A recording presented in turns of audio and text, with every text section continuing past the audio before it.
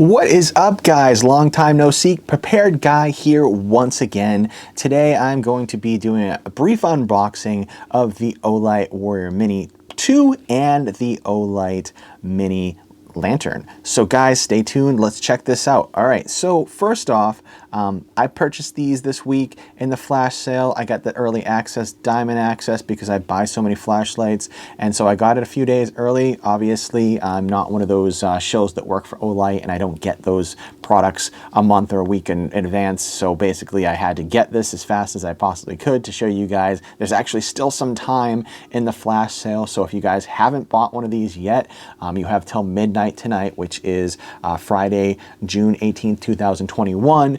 To purchase this. I'm going to release this in the next couple hours, so hopefully you guys are watching this and you're going to be able to pull the trigger or not pull the trigger based on this review. So here's a really quick rundown of everything. I have to do this as quickly as possible so that I can release this for today.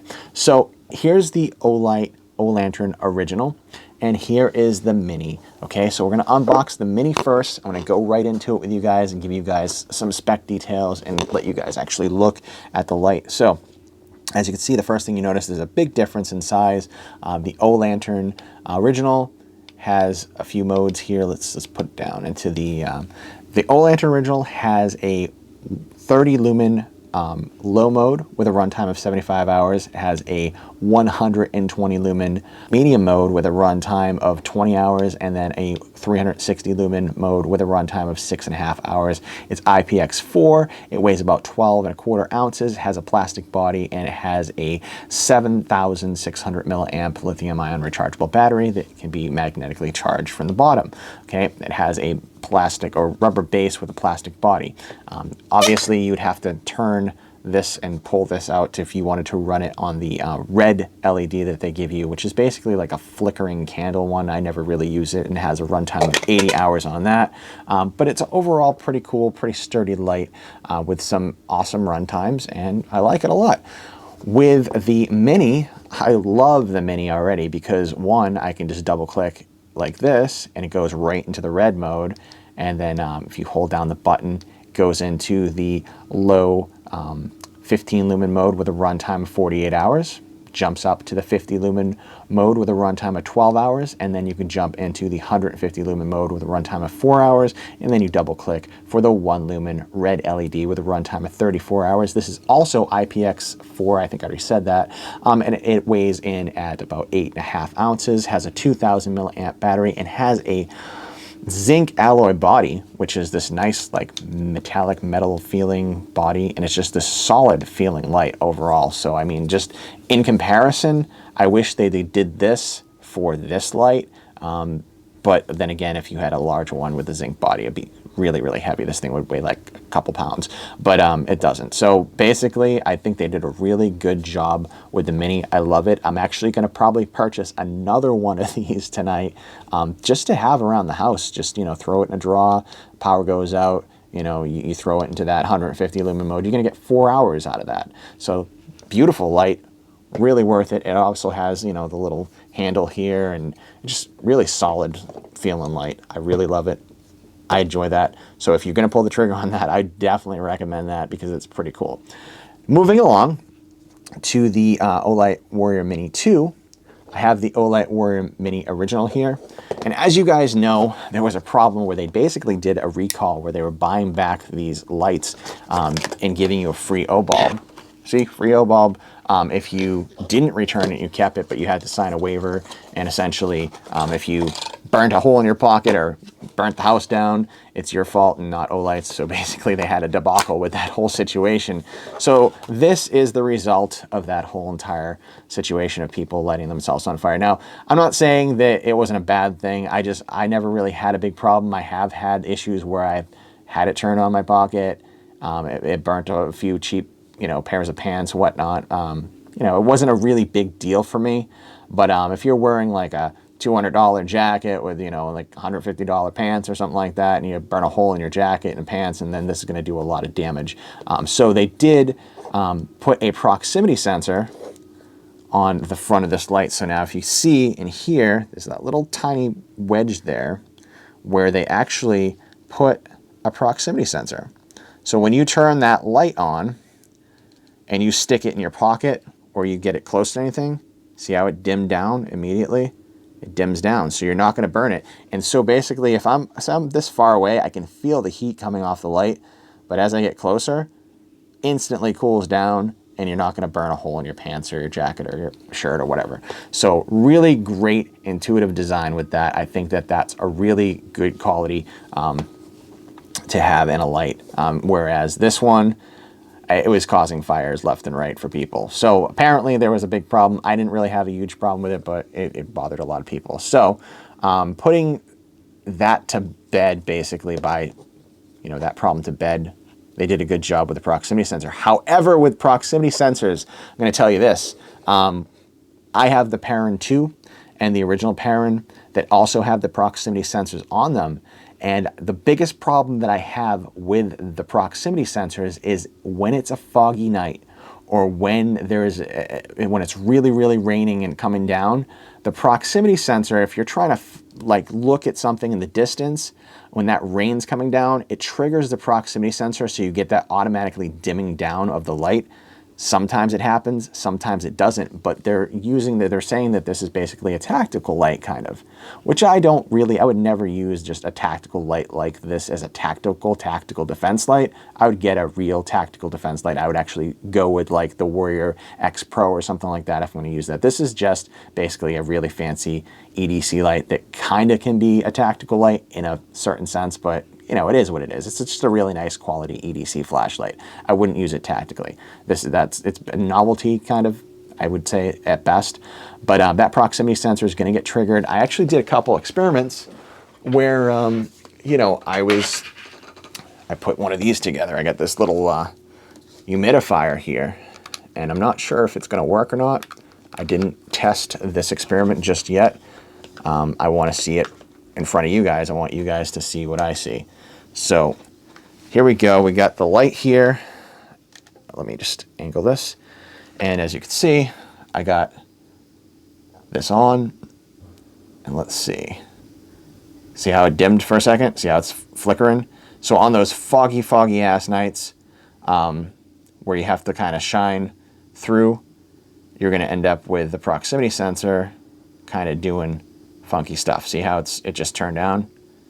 And that's because, you know, that's the fog. Basically, I'm not saying that that's going to be a problem for you guys. The times that it did happen for me with the Perun, I stuck the Perun out a window of a moving car while it was kind of misting out, and that's when it dimmed itself.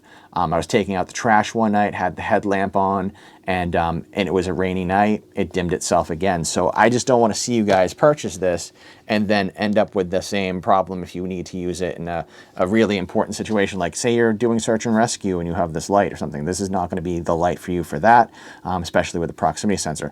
However, if you're just using this as an EDC light, carrying it in your pocket, and I think it's a great light. I think you're going to really get a lot of good use out of it.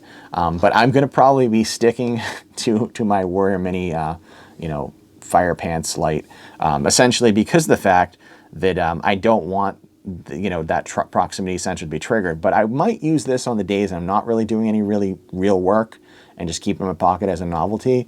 Whereas, like, if I have to actually do work, I'm going to put this in my pocket. But if I'm doing tactical style stuff, or I'm doing security or something like that, I'm going to go with the Warrior X Pro or something like that, because I'm not going to mess around. So that's my take on these two lights. Now, the difference between these two lights, guys, I'm going to just give you a brief rundown. This light here, the new Warrior Mini 2, is 1750 lumens with a runtime of 4 minutes at that, and then it drops down to the 500 lumen mode. The 500 lumens mode by itself has a runtime of 1 hour and 58 minutes, and then if you use it at the 120 lumen modes, it has a runtime of 19 hours. Then you drop it down to the 15 lumen mode, which has a runtime of 164 hours, or 6 days and 20 hours, which is basically almost 7 days.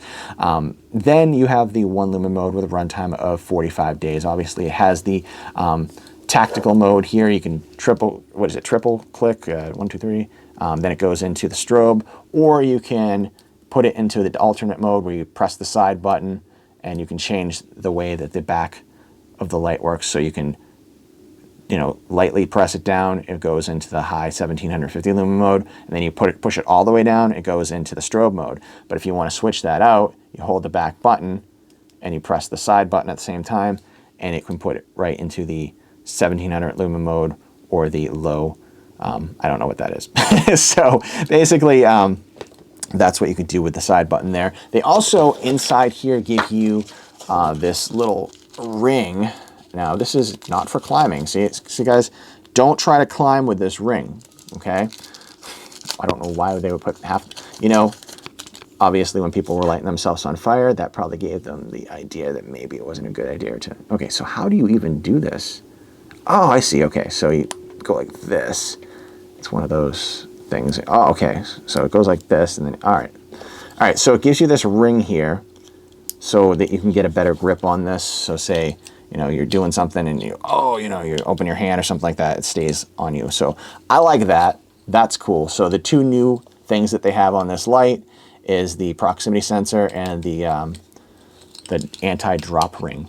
So essentially, but if somebody goes to grab this, I guarantee if I pulled this, it would rip right off. It's kind of a little bit cheaply made, but I like the ring. The ring's solid, but the way that it attaches to the light, I'm not super impressed with that.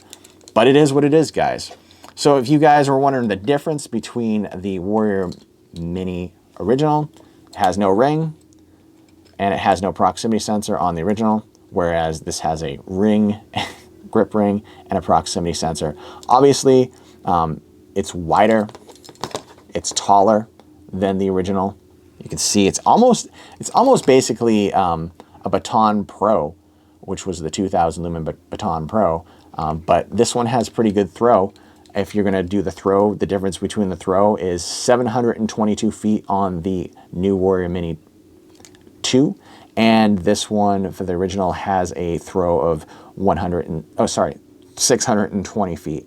So there's about 100, roughly about 98 foot or 98 foot difference in the throw.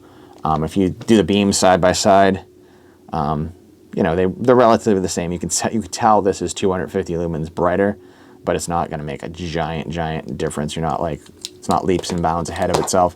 I'm going to do an outside test with this week. I'm going to show you guys. This is just basically a brief unboxing. So if you guys want to pull the trigger, you know, the difference between the two. Let me go into some more specs. Both IPX8. The new version is 4.3 ounces. The old version is 3.7 ounces. They both have an 18650 3000 milliamp rechargeable battery. And essentially from there, guys, I mean, they're basically the same light with a couple upgrades. Is it worth it? I think that if you don't want your pocket to catch on fire and you're going to use this as a novelty light and you're not using it as a search and rescue or something that's going to be, you know, vital to you in a situation where it's raining or there's mist or anything like that, then I would say yes, go grab this, and this is a great deal. If not, I would go with the Warrior Mini or even something else like a Baton, you know, 2 or Baton Pro or something like that, whatever they got available on their site. They're always updating. Olight has tons of different lights. They're always updating. If you want an older version of the light, you can just join the Olight Facebook group, and there's always somebody on there that's willing to sell you a light. But be careful on there, guys, because, you know, there are some scam artists, but for the most part, it's a pretty decent community that I'm also a part of, so I enjoy trading and selling on there as well if I have any lights that somebody wants. Thank you guys for watching. I hope this video has been helpful. And if you do, you know, get the sale, you might be able to get one of these. I picked one of these up as well. They're free gifts, so I couldn't add one to a cart to buy it, but I'm sure maybe that in the future they'll have one. It's pretty cool. Actually, I also got a bottle opener, which is pretty nice too, but I'll show you guys a picture of that on my Facebook page later on today. But not a bad looking little tool. This is what was the Father's Day. It's Father's Day. So this was the Father's Day. I can't even say Father's Day. You know what, guys? Hope this video has been helpful. Thanks for watching. Don't forget to like, comment, subscribe. And until next time, guys, stay prepared.